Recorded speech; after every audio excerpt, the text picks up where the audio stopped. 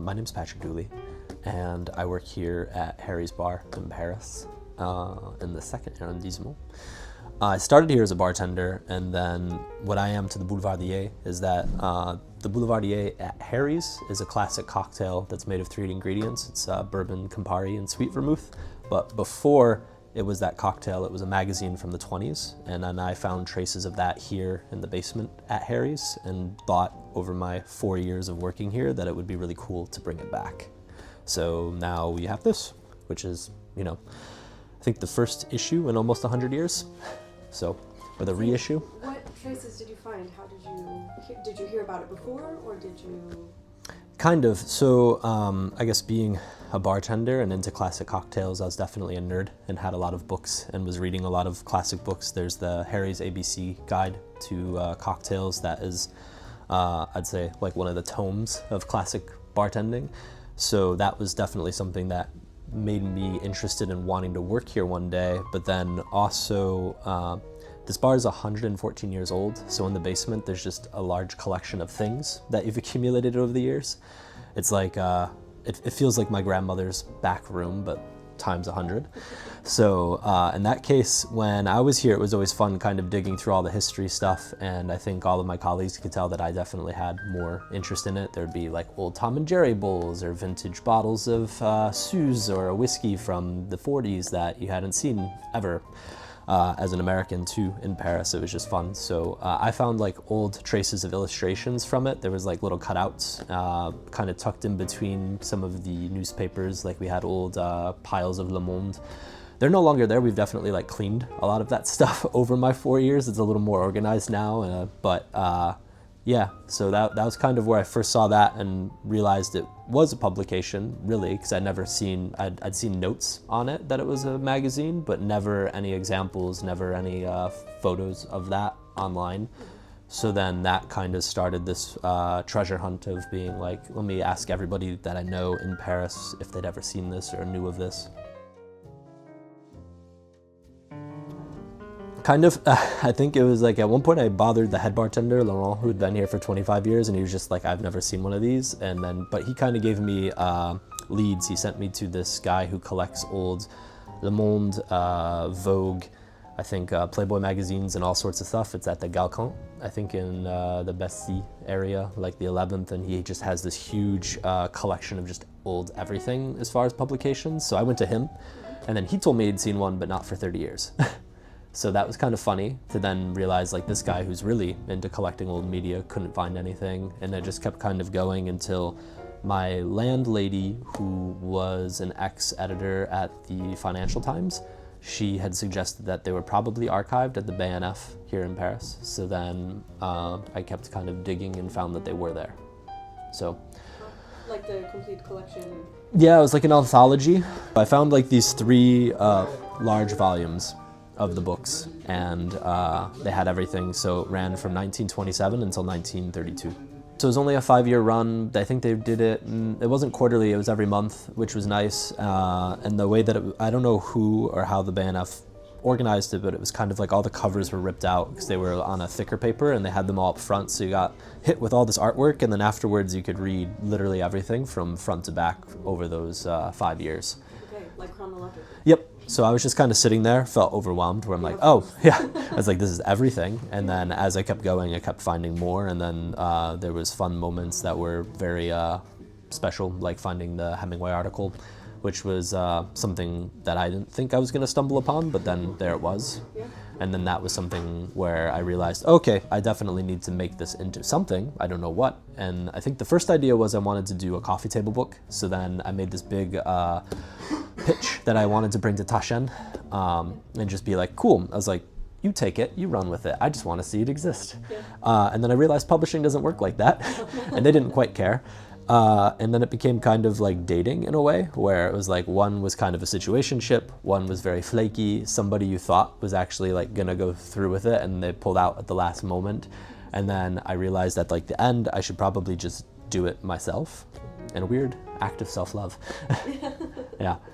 So then, yeah, that ended up being this kind of as I kept getting told no, or my pitch kept changing with people, it started to develop into this idea of just returning to the original form and having it be a magazine rather than some collector's piece. Especially because during that time then I kept kind of collecting more people, or it felt like I was turning over rocks and connecting these dots, and at some point I had this little community of people that either have had some publishing experiences, were authors, journalists themselves, had experience in self-publishing and also having agents and doing it like the more traditional route as well too.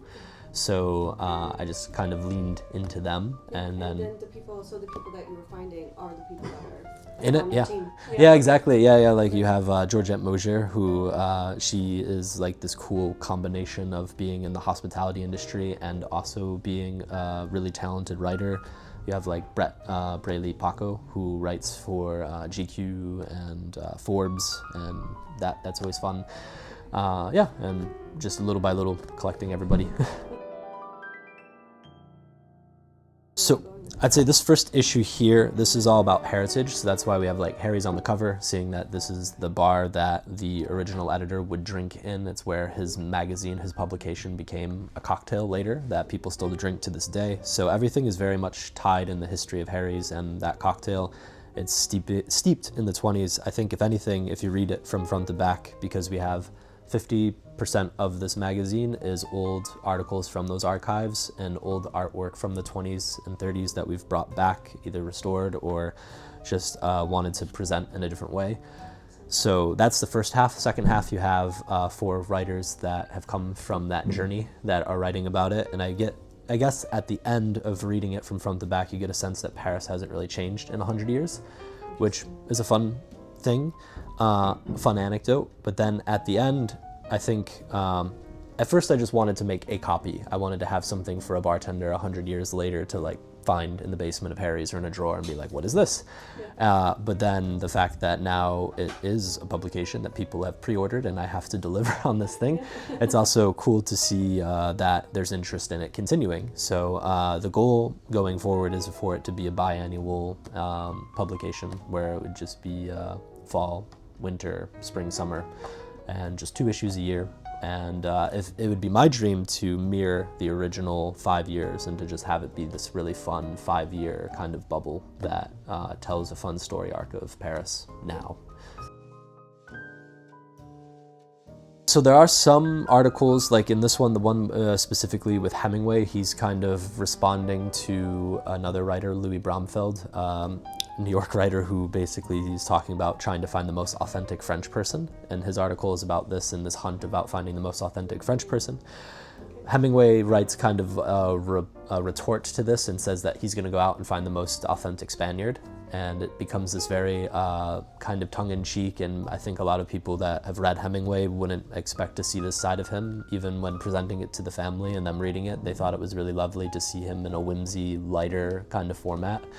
So there are parts of the original Boulevardier that touched on other parts of Europe, but at its core it was Paris. A lot of it was modeled after the New Yorker. It did come, I think, 3 years after the New Yorker had launched too. So a lot of it was trying to pull from that successful publication, the team here, and I think with them it was a lot of gossip writing, a lot of recommendations in the city, and that kind of artwork that you'd find, the kind of New Yorker style cartoons.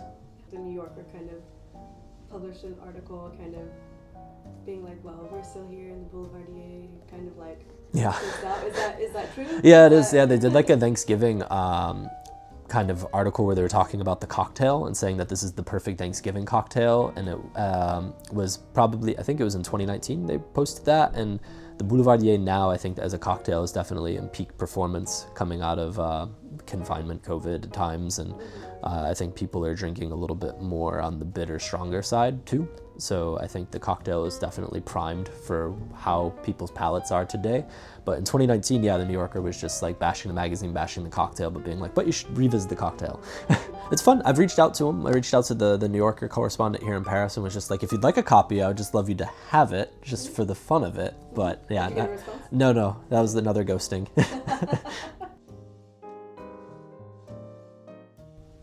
I think seeing how people reacted to what I was showing them, because for me, I think part of the connecting the dots to getting it to a final product was I wanted to use the Hemingway piece, but I had no connections to the Hemingway family, nor did I have connections to other publishing groups, printers, etc. So with the Hemingway one in regards to that, I remember I kept talking about it, and then one day it just so happened that one of the great-grandson of Ernest Hemingway, Patrick Hemingway Adams, one of his best friends, just so happened to be in the bar. And then that's how we connected, and we're able to just kind of start that ball rolling. And I think that's when I started to believe in it even more, and I think people just kept on pushing me and seeing it as a much bigger thing than what I was originally aiming for it to be.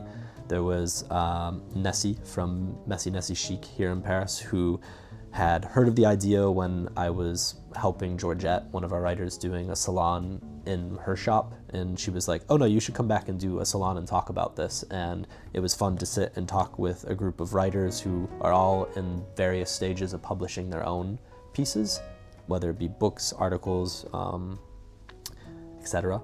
It was fun to kind of share my rough draft with people and see how that was resonating with them. And I think everyone in that room definitely gave me so much energy to be like, oh no, this definitely has to be much bigger, or has to be a true thing, yeah. And what was your process for the first draft?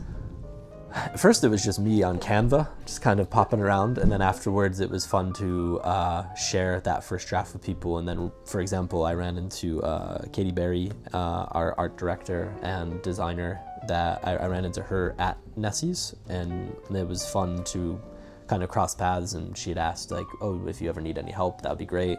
And same at the Georgette's salon, I ran into Paige Miller, who is our editor, and I think I'm just similar to everything I've said already. It's just constantly crossing paths with the right people that want to get involved and saw its potential.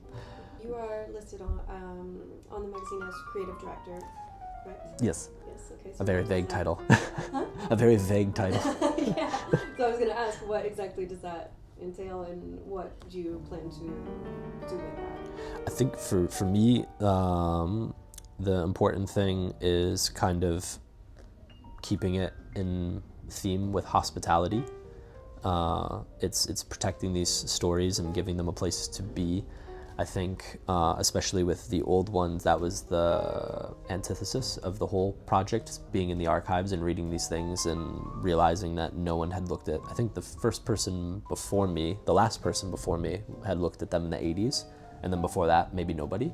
So it was just kind of this being like, oh, that's a pity, these should be shared and enjoyed, and people should see this. And same with these new writers too. And just the combination of that.